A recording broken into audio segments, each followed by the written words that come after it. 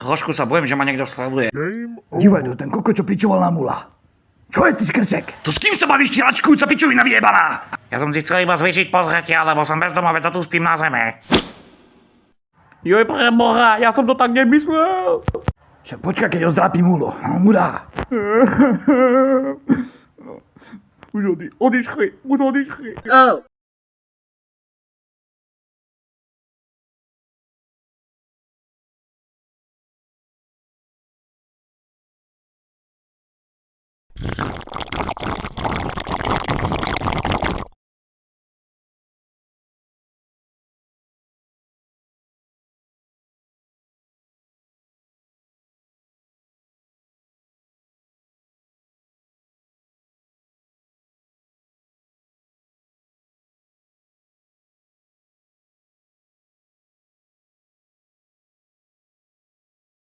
Tak túto celé máš.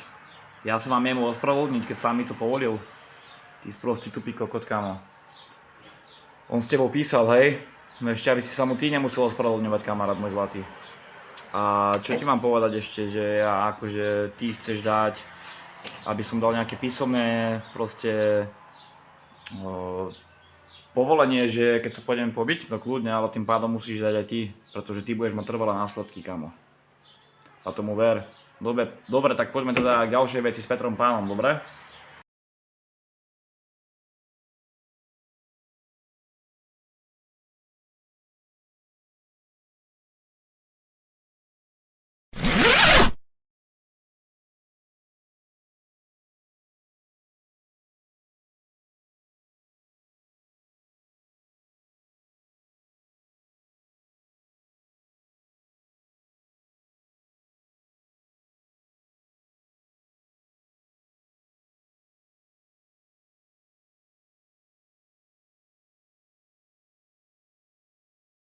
A to, že som ťa žobral niekedy o peniaze, ty kokot, alebo tak, že som potreboval pomôcť, keď sme boli ešte kamaráti, alebo ako tak v kontakte, to je pravda.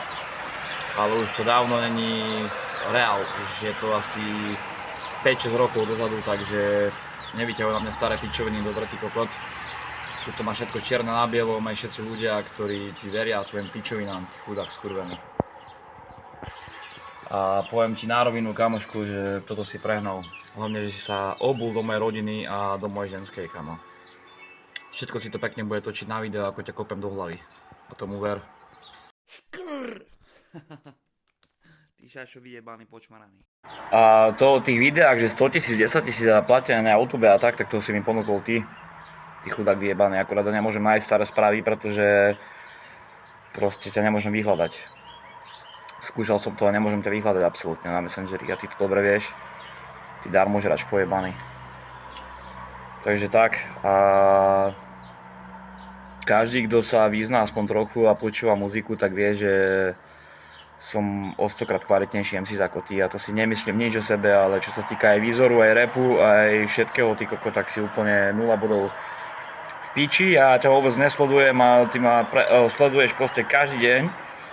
Všetky moje videá, ty kokot, a zbieraš si len plodiky z mojich, ty kokot, skladieb a chce si zvýšiť, ty kokot, sledovanie na mňa, ty chudačík vyjebaný. To je asi moja tá fakt, že najposlednejšia odpoveď, čo na teba som teraz dal.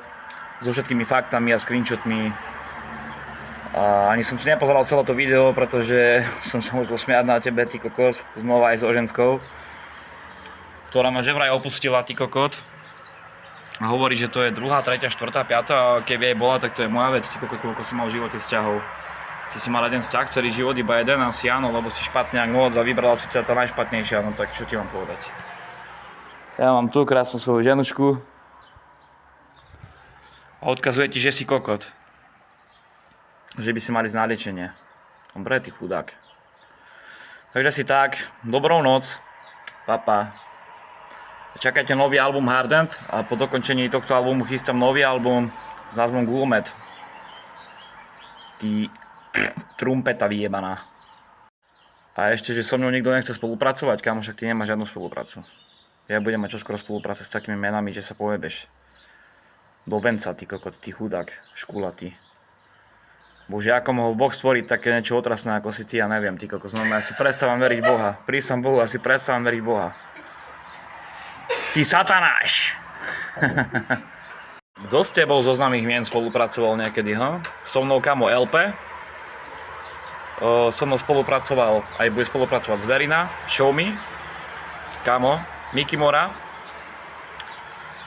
Boy Wonder, Delik, Supa, čiže moja reč, MC Norky, Adis, Charlotte.